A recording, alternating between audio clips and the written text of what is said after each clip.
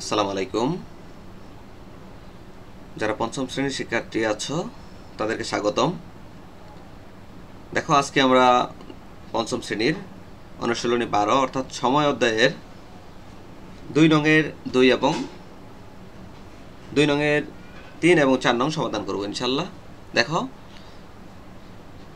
2 নংয়ে বলা আছে ক্যালেন্ডার সম্পর্কিত নিচের প্রশ্নগুলোর উত্তর দাও, এবং 2 নংয়ের 3 নং আগের ভিডিওতে আমরা 1 এবং 2 নং সমাধান করেছি। এখন দেখো, আমরা 3 এবং 4 নং সমাধান করব। দেখো, 3 নংয়ে বলা আছে যদি 3রা মে শুক্রবার হয় তবে 31শে মে কি বার? অর্থাৎ মে মাসের 3 তারিখ শুক্রবার হলে 31শে মে কি বার? তো এটা বের করার জন্য আমাদেরকে প্রথমে কিছু জিনিস শিখতে হবে। সেটা হচ্ছে, আমরা জানি 7 দিন পর পর একই দিন ফিরে আসে, তাই না? 7 দিন পর পর কি আসে? একই দিন ফিরে আসে। ধরো, এখানে 3রা মে যদি আমাদের 3 তারিখ যদি শুক্রবার হয়, দেখো এখানে একটু দেখাচ্ছি যে 3 তারিখ হচ্ছে আমাদের শুক্রবার, তাই না? 3 তারিখ শুক্রবার হলে তারপর কি? তারপর হচ্ছে শুক্রবারের পর শনিবার, তারপর কি রবিবার, তারপর সোমবার, তারপর মঙ্গলবার, তারপর বুধবার,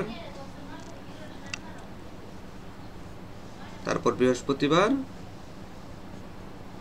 তারপর দেখো আবার শুক্র ফিরে আসছে। একটু বোঝার চেষ্টা করো। এখানে দেখো, এই যে ধরি আমরা 3 তারিখ যদি আমাদের শুক্রবার হয়, 4 তারিখ হবে শনিবার, 5 তারিখ হচ্ছে রবিবার, 6 তারিখ সোমবার, 7 তারিখ মঙ্গলবার, তারপর দেখো 8 তারিখ হচ্ছে বুধবার, 9 তারিখ বৃহস্পতিবার, 10 তারিখ কিন্তু আবার শুক্রবার চলে আসছে। তাহলে এখানে ব্যবধান কত? 10 আর 3-এর ব্যবধান হচ্ছে 10 থেকে 3 বাদ দিলে থাকে কত? 10 থেকে 3 বাদ দিলে থাকে হচ্ছে আমাদের 7 দিন। ঠিক আছে? তার মানে হচ্ছে 7 দিন পর পর একই দিন ফিরে আসে। বুঝতে পেরেছ? তোমরা এভাবে করে দেখবা যে যদি তোমরা শনিবার থেকে আরেক শনিবার পর্যন্ত যাও, দেখবা ব্যবধান 7 দিন।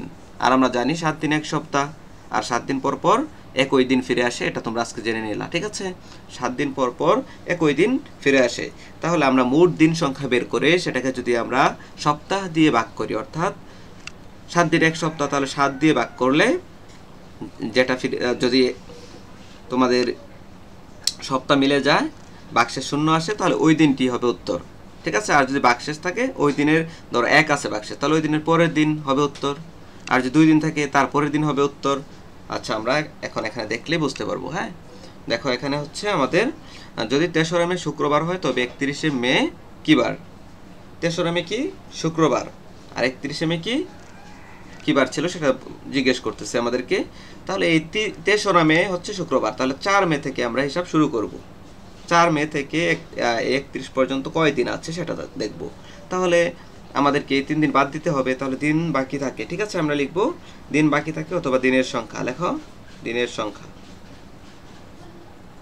আমরা দিনের সংখ্যা লিখলাম।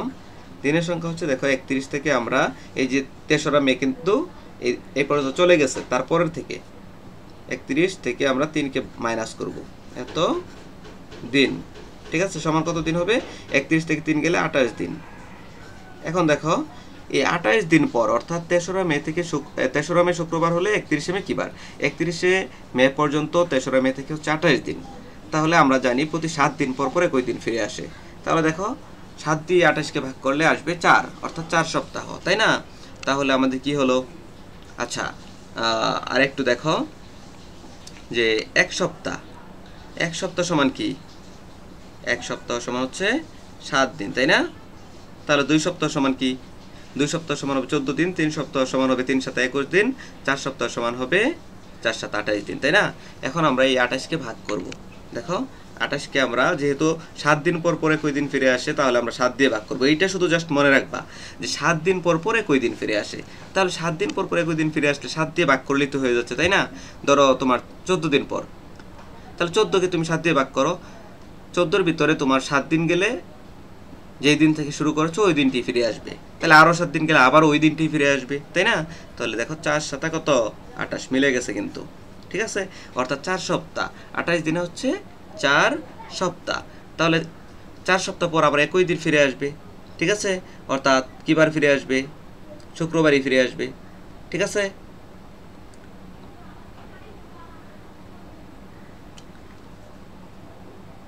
তাহলে দেখো একটু ভুল হয়ে গেছে, সেটা হচ্ছে তোমাদের এখানে শুক্রবারের জায়গায় হচ্ছে মঙ্গলবার।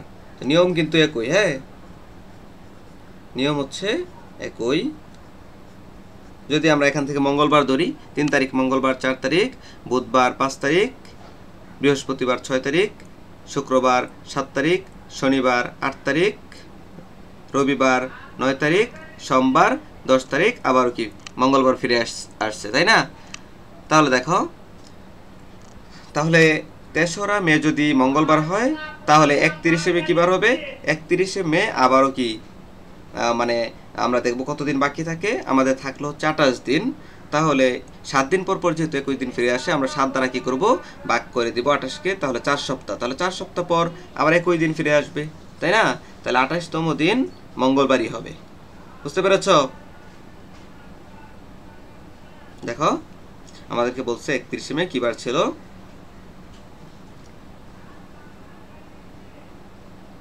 আমরা লিখি 28 দিনে পাই, একটু সাজিয়ে লিখি, হ্যাঁ, 28 দিনে পাই 4 সপ্তাহ। দেখো 28 দিনে পাই আমরা কত? এই যে 4 সপ্তাহ, 4 সপ্তাহ পাই 28 দিনে, ঠিক আছে? তাহলে 28তম দিন মঙ্গলবার হবে।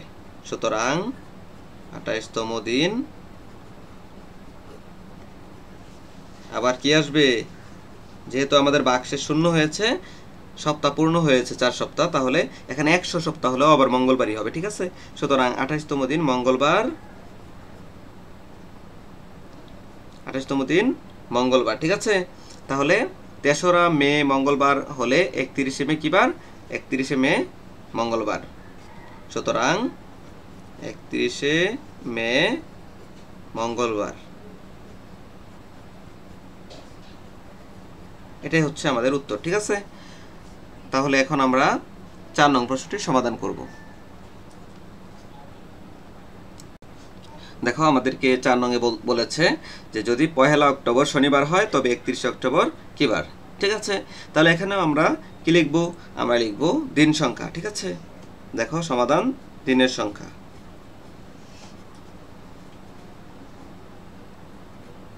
দেখো আমাদের দিনের সংখ্যা আমরা কিভাবে বের করব? এই যে আমাদের 31 দিন আছে টোটাল, তো এই 31 কি অক্টোবর, এখান থেকে 1 অক্টোবর, 1 অক্টোবর শনিবার, তাহলে এই দিনটিকে বাদ দিব, আমরা পরের দিন থেকে হিসাব করব, ঠিক আছে? অর্থাৎ 2 তারিখ থেকে, অক্টোবর 2 তারিখ থেকে হিসাব করব। এই জন্য এই 1 তারিখকে মাইনাস করতে হবে সেম এটার মতোই।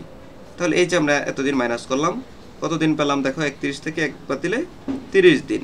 এখন আমরা কি জানি? আমরা জানি 7 দিন পর পর একই দিন ফিরে আসে, তাই না?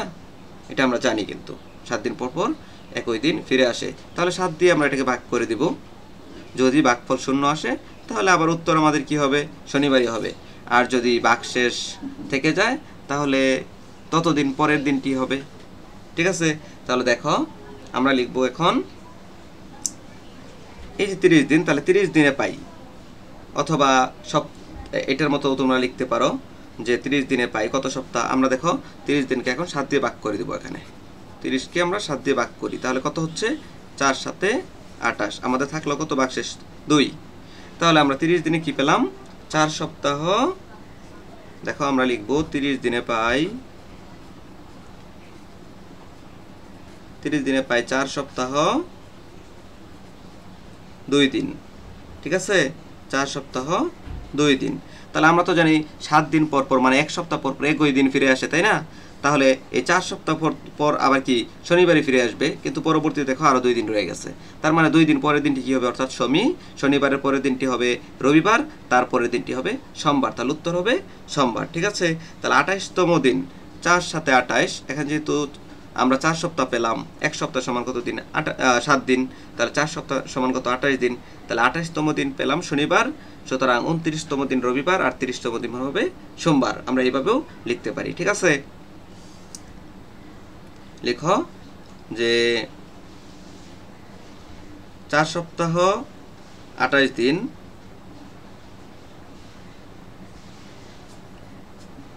দেখো 4 সপ্তাহ সমান 28 দিন, সুতরাং 28 দিন পরের দিনটি শনিবার। সুতরাং 28তম দিন কি হবে? 28তম দিন হবে শনিবার। 28তম দিন হবে শনিবার। তাহলে সুতরাং 29তম দিন কি হবে? 29তম দিন হবে রবিবার। সুতরাং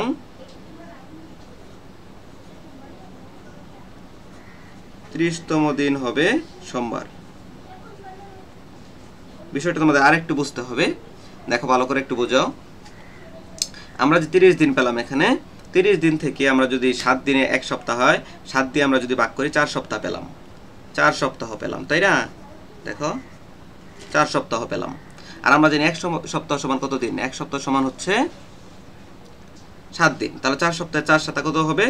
4 সপ্তাহ সমান 28 দিন হবে। ঠিক আছে? তাহলে 4 সপ্তাহ পর কিন্তু একই দিন ফিরে আসবে, মানে 7 দিন পর পর একই দিন ফিরে আসলে 4 সপ্তাহ হলে 4 সপ্তাহ পর তো আবার ওই একই শনিবার দিনই ফিরে আসবে, তাই না? কিন্তু পরবর্তীতে আমাদের আর 2 দিন বাকি আছে, 29তম দিন এবং 30তম দিন। তাহলে 29তম দিন হবে পরের দিন কি রবিবার, 30তম দিন হবে সোমবার। ঠিক আছে? তাহলে আমাদের উত্তর হবে যে 1 অক্টোবর শনিবার হলে 31 অক্টোবর সোমবার। উত্তর হচ্ছে সোমবার। ঠিক আছে? উত্তর সোমবার। বুঝতে পেরেছ? আমরা এখন পরের অঙ্কটি সমাধান করব। দেখো 3 নং বলা আছে নিচের সালগুলোর ফেব্রুয়ারি মাসে কত দিন ছিল? এই যে 1200 সাল, 1692 সাল, 2010 সাল, এই সালগুলোর ফেব্রুয়ারি মাস কত দিনে ছিল? আচ্ছা, তোমরা তো জানো ফেব্রুয়ারি মাস হচ্ছে 28 দিনে যায়, কিন্তু তোমরা এটাও জানো ফেব্রুয়ারি মাস আবার 29 দিনেও যায়। এখন কোন সালে 29 দিন যাবে, কোন সালে 28 দিন যাবে বলতে পারো? সেটা হচ্ছে যেই সাল অধিবর্ষ সেই সাল 29 দিনে যাবে ফেব্রুয়ারি মাস, আর যেই সাল অধিবর্ষ নয় সেই সাল ফেব্রুয়ারি মাস যাবে 28 দিনে। ঠিক আছে? এখন তোমাকে শিখতে হবে তাহলে অধিবর্ষ আর অধিবর্ষ নয় কোন সাল? যে সালকে 4 দ্বারা ভাগ করা যাবে সেই সালটি হচ্ছে অধিবর্ষ সাল, এবং সেই সালের ফেব্রুয়ারি মাস যাবে 29 দিনে, এবং যেই সালটি 4 দ্বারা ভাগ করা যাবে না সেই সালটি অধিবর্ষ নয়, অর্থাৎ সেই সালের ফেব্রুয়ারি মাস যাবে 28 দিনে। এখন আমরা এই সালটি অধিবর্ষ কিনা সেটা চেক করার জন্য 4 দিয়ে ভাগ করে দেখব। যদি 4 দিয়ে ভাগ করা যায়, ভাগশেষ নিঃশেষে বিভাজ্য হয়, অর্থাৎ ভাগশেষ শূন্য হয়, তাহলে এই সালটি কি? এই সালটি হবে অধিবর্ষ সাল, আর অধিবর্ষ সালের ফেব্রুয়ারি মাস হবে 29 দিনে। ঠিক আছে? দেখো আমরা এখন এই 1200কে ভাগ করব 4 দিয়ে। ঠিক আছে? দেখো আমরা কি করব, 4 দিয়ে ভাগ করলে আমরা পাবো 4 3 6 কত? 1200, তাই না? এই যে 4 3-এ আমরা যদি 2 সংখ্যা নিয়ে করি, 4 3-এ 12। ঠিক আছে? এখন এখানে যেহেতু 2 শূন্য আছে, তুমি বসাই দিতে পারো, বসিয়ে দিয়ে এখানেও 2 শূন্য দিয়ে দিতে পারো। আবার যদি নিচে নামাও তারপরেও হবে, এইভাবেও করা যাবে যে একটা শূন্য নামালাম, এখন 4 শূন্যে 0। ঠিক আছে? এখন আরেকটা শূন্য এখানে আছে, এটা নামালাম, 4 শূন্যে 0, শেষ। তাহলে 1200 সাল 30 দিয়ে ভাগ গেছে, তাহলে 1200 সালটি কি? অধিবর্ষ। ঠিক আছে? তাহলে এটা দিন যাবে কত দিনে? 31 দিনে, 29 দিনে। ঠিক আছে? দেখো তাহলে 1 নং এর উত্তর কি হচ্ছে? 1 নং এর উত্তর হচ্ছে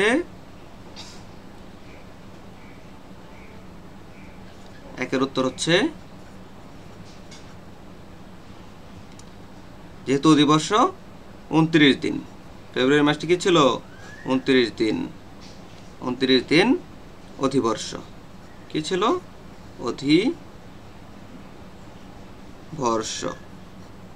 অধিবর্ষ ছিল। ঠিক আছে? তারপর দেখো আমরা এটা করব এখন 1692, এটাকে আমরা এখন 4 দিয়ে ভাগ করব, দেখি ভাগ করা যায় কিনা। দেখো 4 4 কত? 4 4 হচ্ছে 16, তার মধ্যে থাকলো কত? 9। 9কে ভাগ করা যায় 4 দুগুণ কত? 4 দুগুণ 8, আমাদের থাকলো কত? 1, আর এখানে থাকে 2, তাহলে 4 3-এ কত? 12। তাহলে এটাও কি নিঃশেষে বিভাজ্য? তাহলে 2 এর অ্যান্সার কি হবে? 2 এর অ্যান্সারটি হবে উত্তর 29 দিন। এটাও কি অধিবর্ষ? ঠিক আছে? যেহেতু ভাগশেষ শূন্য হয়েছে, তো যেই সালকে 4 দিয়ে ভাগ করলে ভাগশেষ শূন্য হয় সেটি হলো অধিবর্ষ, এবং সেই সালের ফেব্রুয়ারি মাস যাবে 31 দিনে, 29 দিনে। ঠিক আছে?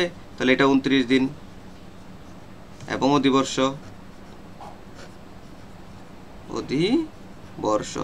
ঠিক আছে, তারপর দেখো আমরা 3 নং 2010, এটাকে আমরা ভাগ করব 4 দিয়ে।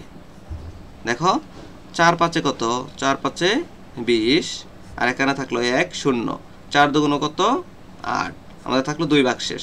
তাহলে 2 যেহেতু ভাগশেষ আছে, নিঃশেষে বিভাজ্য হয় নাই, তাহলে এই সালটি অধিবর্ষ সাল নয়। তাহলে আমরা লিখব 4 নং এর উত্তর।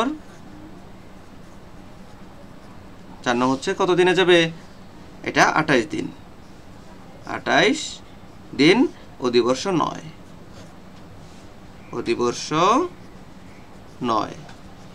ঠিক আছে, তাহলে আমরা কি দেখতে পেলাম যে 1200 সালটি অধিবর্ষ ছিল, যার কারণে এর ফেব্রুয়ারি মাস হচ্ছে 29 দিনে, এবং 1692 সালটিও কি ছিল, অধিবর্ষ ছিল, যার কারণে ফেব্রুয়ারি মাসটি 29 দিনে, এবং 2010 সাল এটা অধিবর্ষ নয়, যার কারণে এটার ফেব্রুয়ারি মাস যাবে 28 দিনে। বুঝতে পেরেছো? অর্থাৎ 4 দ্বারা ভাগ করলে যদি ভাগশেষ শূন্য হয়, তাহলে সেই সালটি অধিবর্ষ, এবং অধিবর্ষ যেই সাল সেই সালের ফেব্রুয়ারি মাস যাবে 29 দিনে, এটাকে বলা হয় লিপ ইয়ার বা অধিবর্ষ। ঠিক আছে, তো এই ক্লাসটি আজকে তোমাদের এই পর্যন্তই থাকলো। আমরা নেক্সট ক্লাসে তোমাদের অনুশীলনী 12 এর 4 নং থেকে শুরু করবো ইনশাল্লাহ। সবাই ভালো থাকো, সুস্থ থাকো। আসসালামু আলাইকুম।